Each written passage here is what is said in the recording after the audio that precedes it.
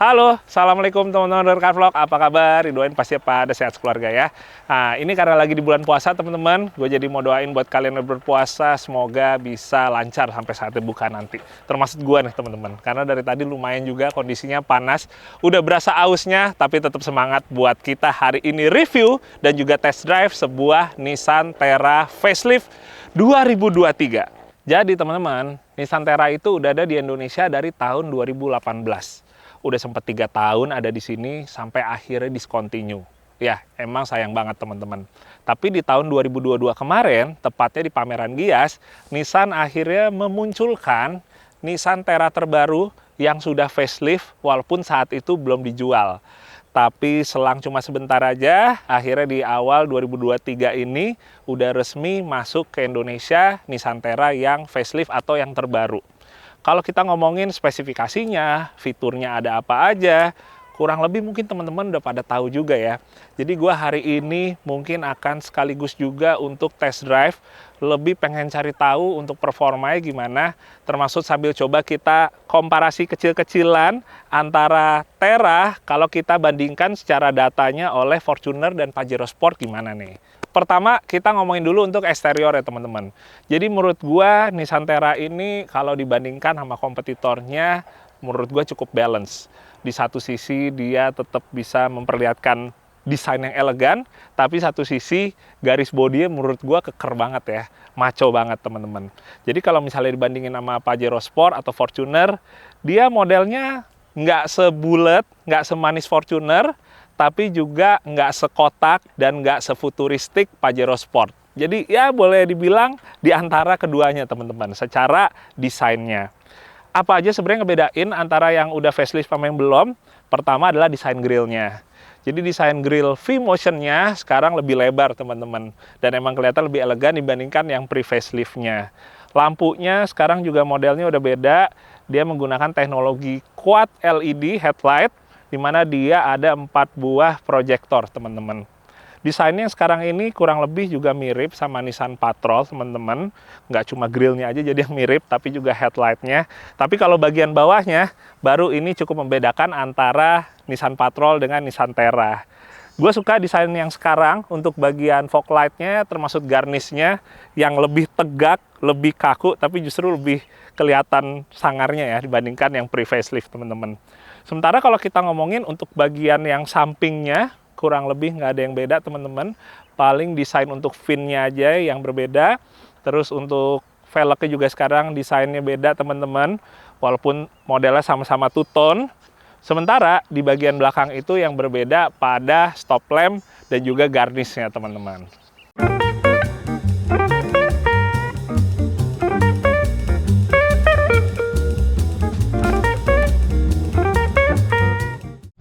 Next, kita akan bahas interior. Bismillah. Assalamualaikum. Oke, gue nyalain dulu teman-teman. Lumayan panas siang ini. Nah, jadi buat interior, untuk yang facelift, sekarang dia modelnya udah beda dengan yang sebelum facelift teman-teman. Desainnya menurut gue lebih menarik yang sekarang ya.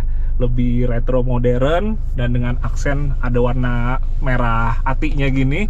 Jadi ngingetin kayak misalnya di Land Cruiser 300 atau misalnya di Jeep JL teman-teman. Walaupun sebenarnya kalau ngomongin warna ini selera juga, kalau gue sebenarnya kurang suka, tapi setidaknya untuk desainnya bagus teman-teman. Untuk finishnya bagus dan nggak kelihatan murahan. Terus setirnya juga sekarang udah seperti setir Nissan modern lainnya, kayak misalnya Nissan X-Trail, yang mana sama, ini juga bagian yang gue sekarang lebih suka dibandingkan sebelumnya. Dia model bawahnya yang flat seperti ini teman-teman, dan somehow ya terasa kayak genggamannya menurut gua sih lebih enak di sini ya dibandingkan kayak misalnya gua coba ngegenggam setir di Fortuner. Nah, tapi ngomong-ngomong, kalau misalnya teman-teman tadi gue bilang bagian dashboardnya desainnya udah oke banget, tapi menurut gue yang agak kurang itu buat di bagian door trimnya teman-teman. Sebenarnya bukan benar-benar untuk door trimnya karena ini tetap desainnya masuk aja, nyatu aja antara dashboard dengan si door trim. Tapi yang gue kurang suka sebenarnya desain dari tombol-tombol power window-nya nih teman-teman. Ini sekilas kalau kita cuma ngeliat gini doang ya, nggak ngeliat ini mobil apa, seakan-akan kayak ini Nissan March ya atau sejenisnya. Imut banget dia tombol si power window-nya gitu. Jadi aksennya atau bentuknya kurang memperlihatkan desain yang cukup maco gitu ya. Tapi nggak masalah sih teman-teman. Kemudian berikutnya kalau ngomongin fitur apa aja yang ada di sini. Pertama, electronic parking brake, terus ada buat kita nge-fold ya kursi di bagian belakang. Nih gua akan coba nih yang sebelah kiri. Nah, enak, praktis banget, tinggal pencet aja di sini. Terus habis gitu di sini ada hill descent control, terus ada rear locking differentialnya atau locker belakangnya. Terus di bagian sini ada wireless charging. Ini buat nyalain AC belakang, power outlet. Ini transfer case-nya di sini, model switch-nya yang knob. AC dual zone, terus ini sekarang modelnya dia ada Nissan Connect ya, jadi bisa connect ke Android Auto atau Apple CarPlay seperti itu. Kemudian kalau teman-teman lihat bagian atas nggak ada sunroof, tapi ini kurang lebih sebenarnya yang pengen gue sampaikan juga waktu gue sempat nge-review Fortuner ya. Jadi menurut gue sunroof itu sebenarnya bukan keharusan. Banyak juga yang bilang, wah sayang banget gak ada sunroof untuk harga segitu. Tapi buat kayak gue pribadi, gue malah seneng gak ada sunroof ya, karena lebih mengurangin PR. Mungkin kalau mobil masih baru emang nggak ada maintenance-nya, tapi begitu mobil udah lama, maintenance-nya mulai tambah banyak tuh. Entah kayak misalnya ada yang bocor, atau mulai sunroof-nya buka tutupnya juga udah agak susah, salurannya pada mampet, seperti itu. Jadi udah banyak PR-nya. Jadi karena emang gua nggak butuh, menurut gua di Nissan Terra ini nggak masalah ya, nggak ada sunroof-nya. Termasuk juga misalnya nggak ada pedal shift-nya, teman-teman. Ini juga termasuk yang apa ya? Menurut gue pedal shift sih keren-kerenan aja gitu. Maksudnya kalau kita punya mobil yang pakai pedal shift di awal-awal kayak, wih keren nih, kita coba pakai. Tapi paling cuma sehari 2 hari aja, berikutnya kita otomatis terus aja di D. Biasanya gitu. Tapi kalau gue pribadi, sekalipun ya gue mau pakai Tiptronicnya, gue lebih suka makainya di sini aja ya. Jadi dari tuas transmisinya aja yang dimainin naik turunnya ketimbang model dari sini, teman-teman. Ya balik ke selera juga sih. Oke, sekarang kita lanjut ke bagian mesin teman-teman. Jadi di Nissan Terra yang udah facelift ini, mesinnya tetap sama sebelum yang faceliftnya ya teman-teman ya. Mesin diesel 4 silinder dengan kapasitas itu 2500 cc dengan kode YD25 DDTI. Tenaganya kurang lebih sekitaran 190 HP dan torsinya 450 Nm. Nah, gue sempat bilang teman-teman, karakter mesin dari Nissan Terra menurut gua cukup imbang kalau kita bandingkan antara karakter mesin dari Fortuner dan juga Pajero Sport. Jadi dia berada di tengah-tengahnya karakternya, dan itu karakter yang sebenarnya gue suka. Jadi dia nggak terlalu cuma galak di bawahnya aja, jadi juga di satu sisi nggak terlalu galak cuma di atasnya aja. Buat perbandingan teman-teman, jadi kalau misalnya torsi maksimalnya kita bandingkan dengan yang HP-nya deket yaitu Pajero Sport yang Dakar, dia torsi maksimalnya didapat sedikit lebih cepat dibandingkan di Pajero Sport. Tapi kalau ngomongin tenaga atau HP maksimalnya itu didapat sedikit lebih lambat ketimbang di Pajero Sport. Ya, jadi dia kurang lebih emang apa ya? Tenaganya itu range-nya lebih di tengah-tengah antara Fortuner dan juga Pajero Sport. Tapi ya itu dia yang gue suka teman-teman. Jadi secara overallnya karakternya terasa pas ya buat gue gitu. Walaupun ya kembali lagi kalau teman-teman mungkin ada yang suka karakter galak di bawah kayak Fortuner, atau ada yang suka karakter galak di atas kayak Pajero Sport, benar-benar kembali lagi ke kalian masing-masing.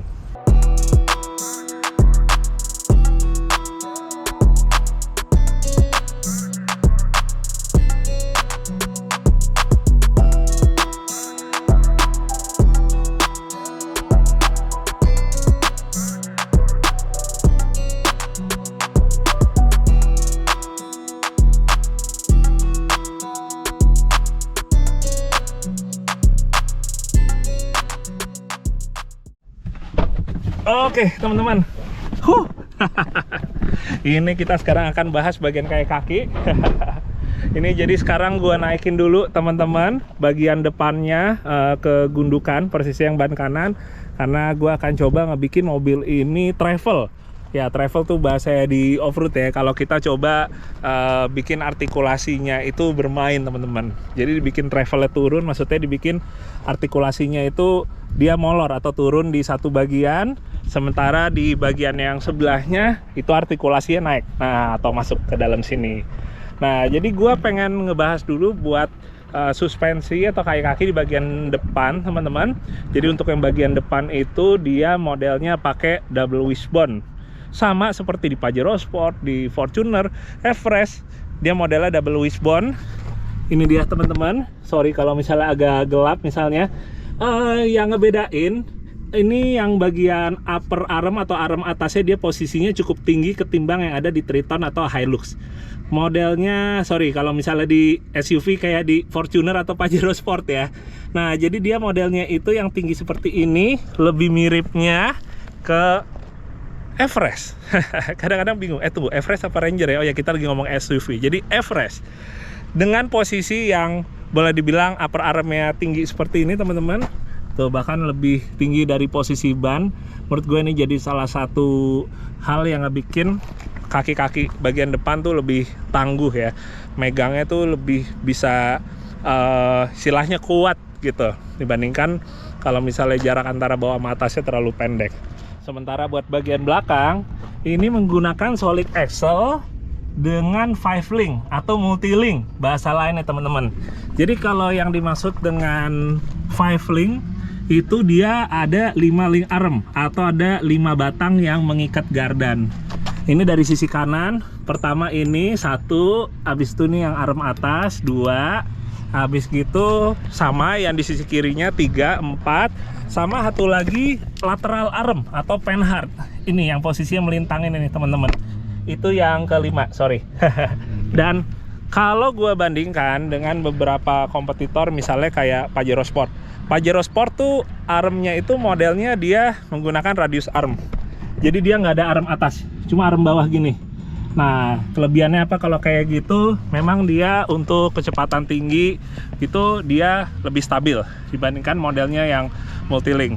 Tapi kalau kita pakai di jalan yang rusak, jauh lebih stabil, jauh lebih enak tuh yang model multi-link seperti ini. Karena travelnya bisa lebih panjang teman-teman. Jadi walaupun mungkin hari ini belum komparasi judulnya ya, nanti tungguin aja. Gue bisa bilang kalau travel atau jarak main rodanya atau jarak main suspensinya yang ada di Nusantara ini, dia bisa lebih banyak daripada Pajero Sport. Samanya kurang lebih Fortuner masih sedikit di bawahnya kayak menurut gue. Dia cukup panjang, sama juga kayak Everest, travelnya panjang seperti ini. Ini yang ngebikin kita kalau ketemu jalan-jalan yang bergelombang segala macem, apalagi yang udah undakannya bener-bener parah, itu dia bisa jauh lebih enak teman-teman. Nah, ini yang kaitannya juga sama kayak off-road. Gue pengen ngasih tahu juga tentang ground clearance. Jadi ground clearance itu adalah jarak atau titik terendah mobil yang ada dibandingkan dengan tanah atau permukaannya. Jadi dari tanah sampai ke titik terendahnya. Biasanya posisinya itu ada di bagian gardan teman-teman. Nah, ground clearance ini sebenarnya boleh dibilang mobil ini juga cukup bagus. Walaupun sebenarnya bedanya juga nggak terlalu jauh antara Pajero Sport, Fortuner, Everest. Dan sebenarnya juga itu nggak segitu signifikannya kalau kita ngomongin ground clearance teman-teman. Makanya kalau di anak-anak 4x4 atau off-road, kita jarang yang nanya ground clearance mobil kita. Karena faktor utamanya tuh bukan di situ teman-teman. Ground clearance itu dia dengan gampang berubah dengan kita modifikasi misalnya ban. Kita jadiin lebih gede. Berarti kan ground clearance-nya udah nggak hitungan brosur lagi teman-teman. Dan ground clearance itu juga bisa berubah saat bobotnya benar-benar berat. Itu juga akan memendek atau jadi lebih rendah. Jadi faktor yang bikin berubahnya tuh banyak teman-teman. Kalau kita di off-road, kita percuma punya ground clearance yang tinggi. Tapi misalnya kita nyebrang sungai gitu ya. Tapi misalnya kita nggak ada snorkel, akhirnya malah bisa lebih lewat yang ground clearance rendah, tapi dia ada snorkelnya. Atau misalnya beberapa faktor lain, yang pada intinya ngebuat ground clearance tuh bukan patokan utama untuk kita yang namanya misalnya nyebur ke kubangan lumpur atau lewat genangan air gitu. Itu bisa jadiin patokan tapi bukan yang utama teman-teman. Nah kemudian teman-teman, masih ada satu hal lagi spesifikasi atau data yang ini juga ada kaitannya dengan off-road teman-teman, yaitu wheelbase. Jadi buat teman-teman yang belum tahu, wheelbase itu adalah jarak dari titik atau sumbu roda depan ke belakang. Nah jadi kalau misalnya kita lihat sekilas, ini wheelbase-nya cukup panjang teman-teman, karena itu dia jarak dari roda depan ke belakangnya itu memang dia lebih panjang dibandingkan kompetitornya misalnya Fortuner atau Pajero Sport. Nah, apa manfaat dari wheelbase yang panjang atau pendek? Jadi kalau kita ngomongin pas lagi off-road gini, wheelbase yang panjang kekurangannya adalah berarti dia lebih gampang mentok bagian tengahnya sini teman-teman, ketimbang yang wheelbase-nya pendek. Tapi kalau wheelbase-nya panjang, kelebihannya itu adalah kita bisa ngedapetin mobil yang lebih stabil, mau kita itu manuver di aspal ataupun di jalan-jalan off-road, lebih nggak mudah juga untuk mobilnya bannya terangkat, atau bahasa lainnya lebih susah buat terbaliknya juga ketimbang yang mobil wheelbase-nya pendek teman-teman, karena itu akan sangat berpengaruh si jarak roda ini dengan artikulasi dari suspensi.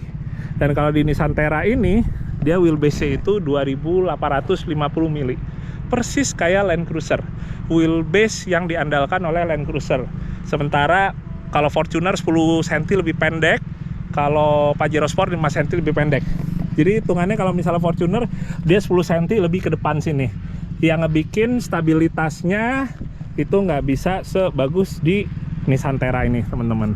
Kurang lebih gitu sih. Ya, semoga bermanfaat.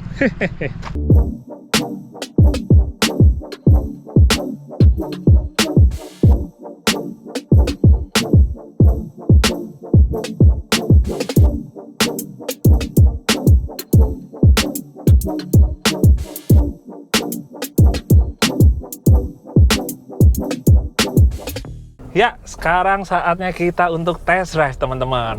Nah, sebelum nih gue ngerasain gimana rasanya untuk suspensi dan bagian lain-lainnya, gue pengen sharing dulu tentang rasa duduknya ya, atau posisi berkendaranya. Jadi kalau ngomongin posisi duduk di Terra dibandingkan sama Fortuner atau misalnya di Pajero Sport, ini menurut gue juga di antara keduanya teman-teman. Kalau Fortuner untuk gue itu kakinya nekuk banget, lebih bener-bener kayak nyetir 4x4 gitu. Kalau Pajero Sport menurut gue lebih agak kayak sedan, lebih selonjoran gitu. Tapi kalau misalnya untuk di Terra, ini di antara kedua-duanya teman-teman. Jadi nggak terlalu selonjoran banget, tapi nggak terlalu tegak banget. Tapi yang gue sayangin, ini sama kayak di Fortuner, dimana setirnya itu menurut gue kurang deket ya, kurang mundur ke arah guanya teman-teman. Tapi kalau di Fortuner bedanya dia ada teleskopiknya, kalau di sini nggak ada. Jadi untuk setirnya ini cuma ada tilt aja teman-teman, naik turun aja, tapi untuk teleskopiknya nggak ada. Sayangnya itu. Jadi kalau buat kayak gue yang kakinya panjang ini, gue setirnya kan kejauhan nih. Tapi kalau kursinya gue majuin, kakinya terlalu nekuk banget. Yang ada si dengkulnya malah jadi mentok ke setir teman-teman. Itu dia. Jadi gue posisi duduknya enak sebenarnya, cuma buat setirnya menurut gue agak sedikit kejauhan. Kemudian teman-teman, kita akan ngebahas untuk suspensi dan juga handlingnya. Pertama gue mau ngomongin dulu yang kaitannya sama wheelbase. Jadi kayak gue bilang tadi, kalau wheelbase panjang itu buat off-road lebih enak karena lebih stabil. Termasuk kayak misalnya kalau kita ketemu turunan curam gini teman-teman. Dengan wheelbase yang lebih panjang, itu kemungkinan mobil untuk nungging, belakangnya nungging gitu, atau kayak belakangnya bergeser gitu, mau nyusul pantatnya, itu lebih minim lagi. Itu dia makanya kalau kita naik mobil-mobil yang panjang, buat kita ketemu tanjakan yang terjal atau turunan yang curam, itu bisa ngebikin lebih confident lagi ketimbang pakai mobil-mobil pendek, misalnya Jimny sebagai contoh.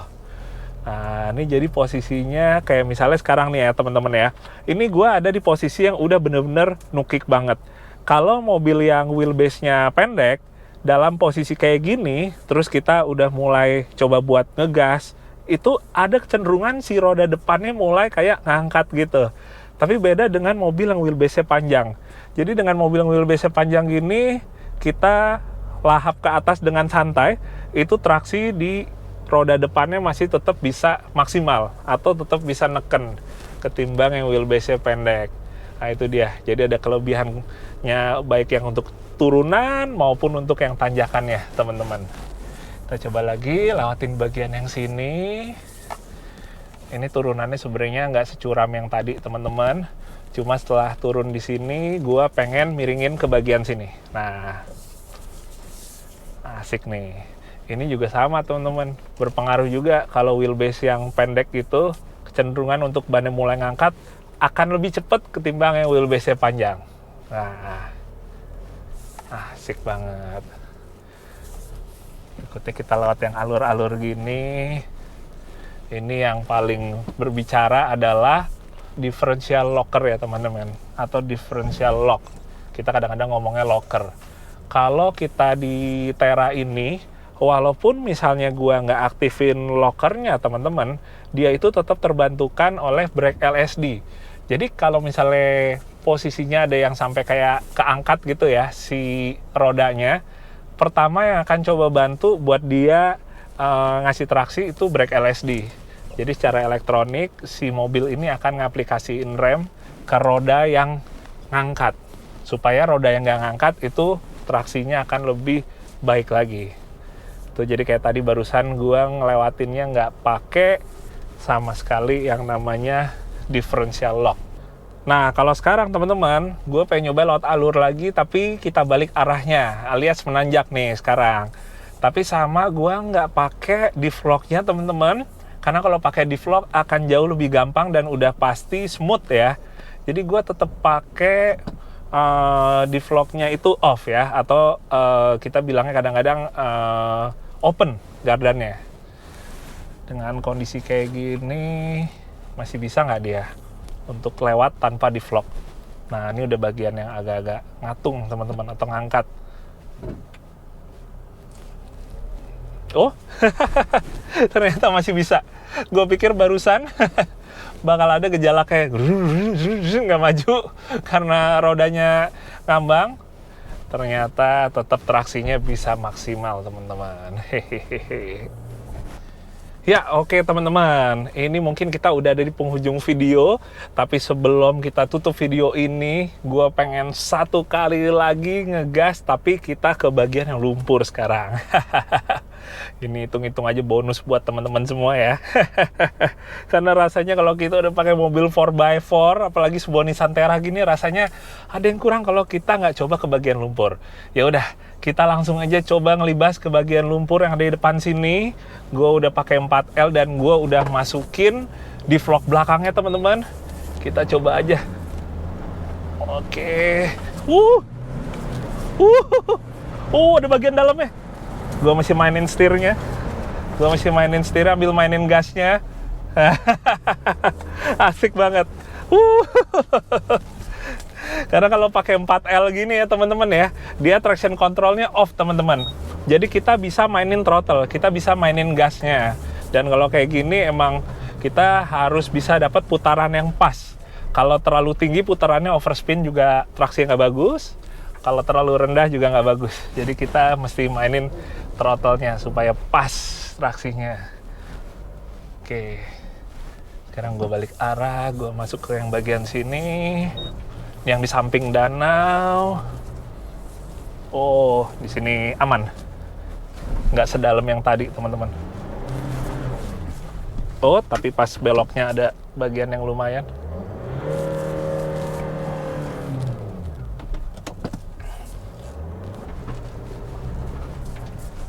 Oke, kita akan balik lagi.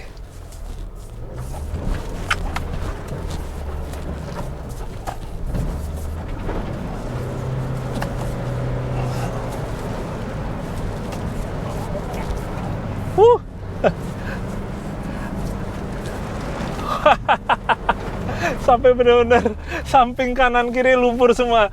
Oke. Asik banget teman-teman. Ini kurang lebih sih sebenarnya lebih ke arah emang bannya aja karena masih pakai ban halus ya teman-teman ya. Tapi secara mesinnya terus juga untuk karakter dari mesinnya, termasuk juga kita ngomongin misalnya untuk kaki seperti misalnya differential lockernya semua bekerja dengan baik, tapi memang kalahnya karena pakai ban halus di kubangan kebo seperti tadi itu. Tapi enjoy tetap dapat teman-teman, save tetap dapat, dan ya ini mungkin saatnya gue untuk berpisah karena udah mau maghrib juga teman-teman. Jadi thank you banget yang udah pada nonton, semoga bermanfaat dan menghibur, dan kita ketemu lagi di video The Car Vlog yang berikutnya. Dadah, assalamualaikum.